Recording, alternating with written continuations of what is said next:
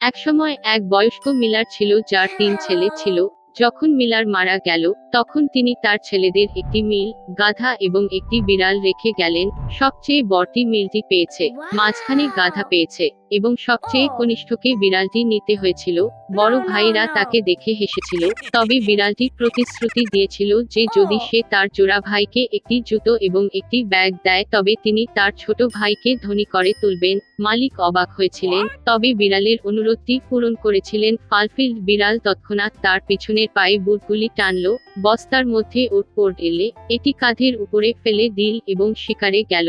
বনে ব্যাগটি খুলে মাটিতে ফেলে দিল এবং নিজেকে ঝোপায় লুকিয়ে রাখল। তাকে আর অপেক্ষা করতে হয়নি। একটি কৌতূহলী খরগোশ বস্তার দিকে ঝাঁকুনি দিয়ে ওটে ওটে উৎসবের জন্য উঠে গেল এবং বিড়ালটি কেবল তার জন্য অপেক্ষা করছিল। সে ঝাঁকুনা থেকে লাফিয়ে বেরিয়ে গেল, ব্যাগটি শক্ত করে কাঁধে তুলেছিল এবং রাজকীয় দুর্গে গেল। সে দেশের রাজা ভালো খাবারের এক মহান প্রেমিক ছিলেন। বিড়াল তাকে গভীরভাবে প্রণাম জানালো। খরগোশটি হস্তান্তর করল এবং বলল যে এটি তার মাস্টার মার্কুইস ডি কারাবাসের উপহার। রাজা এই আশ্চর্য হয়ে আনন্দিত হয়েছিলেন। বিড়াল প্রকৃত মহামানবের মতো মাথা নত করে রাস্তায় ধাক্কা মারল। পরের দিন তিনি আবার বস্তা নিয়ে শিকারে গেলেন। এবার তিনি দুটি চর্বিযুক্ত পার্টরিজ ধরতে সক্ষম হন। রাজা আরও একটি মনোরম উপহার দেখে আনন্দিত হয়েছিলেন।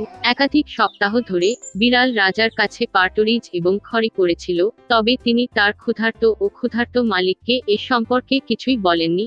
একবার বিড়াল প্রাসাদে একটি রাজকন্যাকে দেখল। সে খুব সুন্দর ছিল। বিড়াল বুঝতে পেরেছিল যে সে তার মনিবের জন্য এক দুর্দান্ত স্ত্রী হবে, এবং তাই রাজা অবশেষে মার্কুইসের সাথে দেখা করতে চেয়েছিলেন। বিড়াল জবাব দিয়েছিল যে মিলগুলি যেখানে ছিল সেখানে তারা কাল তাকে বেড়াতে যেতে পারে, এবং সে নিজেই পুরো গতিতে দৌড়ে মিলের দিকে চলে গেল। মালিককে দেখে বিড়ালটি বলল যে কাল তাকে নদীতে সাঁতার কাটতে হবে এবং তারপরে তার জীবন বদলে যাবে। পরের দিন সকালে তিনি জলে নামার সাথে সাথে বিড়াল তার জামাকাপড় ধরে ঝোপের মধ্যে লুকিয়ে রাখল। এই মুহূর্তে রাজকীয় গাড়িটি রাস্তায় হাজির। বিড়ালটি লাফিয়ে রাস্তায় উঠল এবং তার ফুসফুসের শীর্ষে চেঁচিয়ে বলল, আমাকে বাঁচাও, সাহায্য, মার্কুইস ডি কারাবাস ডুবে যাচ্ছে। এই শুনে রাজা মার্কুইসকে জল থেকে টেনে আনার আদেশ দিলেন।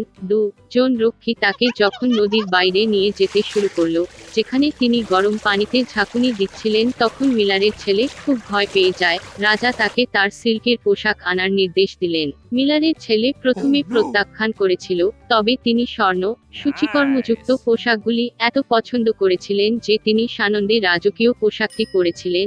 রাজা তাকে গাড়িতে আমন্ত্রণ জানালেন, যেখানে সুন্দরী রাজকন্যা বসেছিলেন। মিলারের পুত্র হতবাক হয়ে পড়েছিল, কিন্তু আরও কিছু না করে গাড়িতে উঠল। 1 মিনিট পরে গাড়িটি বিশাল ক্ষেত্রের মধ্যে বসবাসকারী দৈত্য মানুষ খাওয়ার সাথে সম্পর্কিত ক্ষেতগুলি এবং ঘাড়ে ঘুরে দেখা গেল।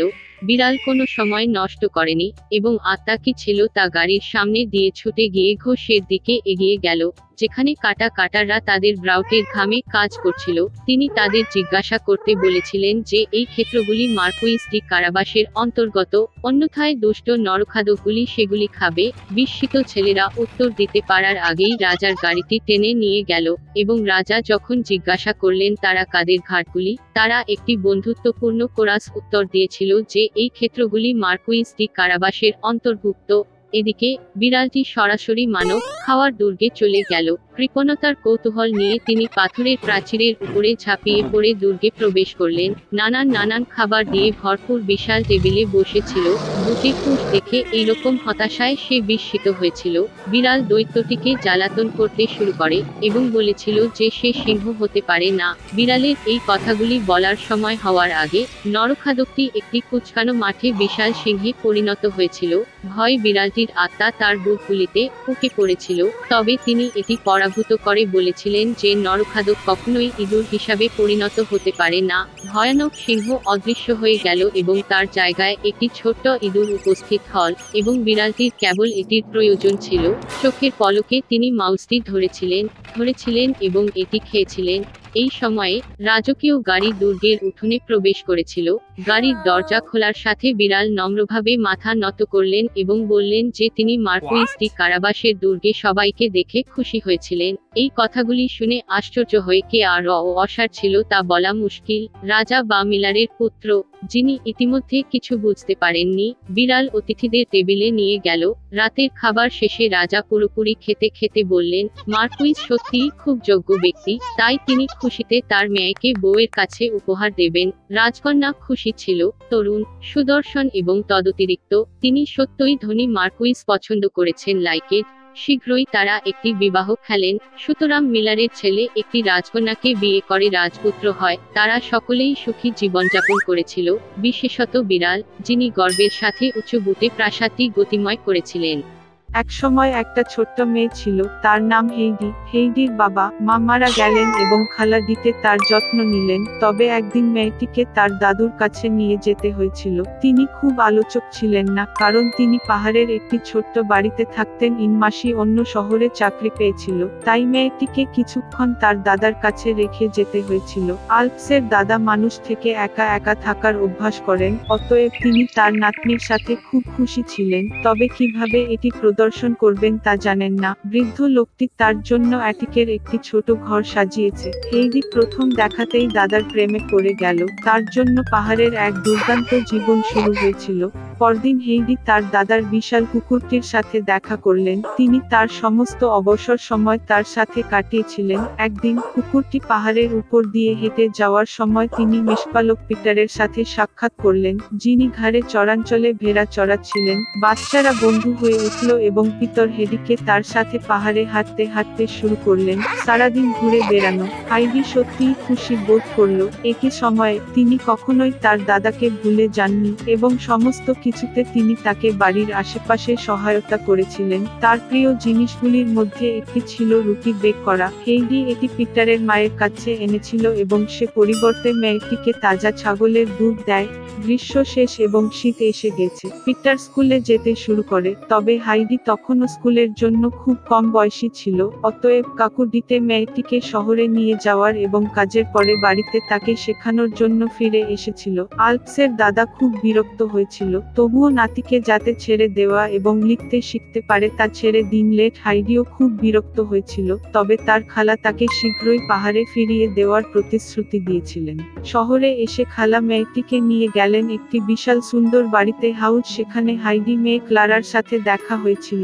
শৈশবকালে যে দুর্ঘটনার অভিজ্ঞতা হয়েছিল তার কারণে তিনি চেয়ারে চলাফেরা করতে পারলেন না। মাসি হেইডিকে এই বাড়িতে নিয়ে এসেছিল ক্লারার সংস্থাকে রাখতে, কারণ তার কোনো বন্ধু ছিল না। মেয়েরা ভালো হয়ে উঠল এবং সত্যিকার বন্ধু হয়ে উঠল। ক্লারা হাইডিকে পড়তে এবং লিখতে শিখতে সহায়তা করেছিল। নতুন জায়গায় অভ্যস্ত হয়ে যাওয়ার পরে মেয়েটি আরো মুক্ত মনে হতে শুরু করে। ক্লারাও তার সাথে খুব যুক্ত হয়ে গেল। তবে হেইডি সত্যিই পাহাড় এবং তার দাদাকে মিস করেছেন। যার স্বপ্ন দেখতে পারে তার সবকিছুই ছিল, তবে তার মনে হয়েছিল সে সোনার খাঁচায় ছিল।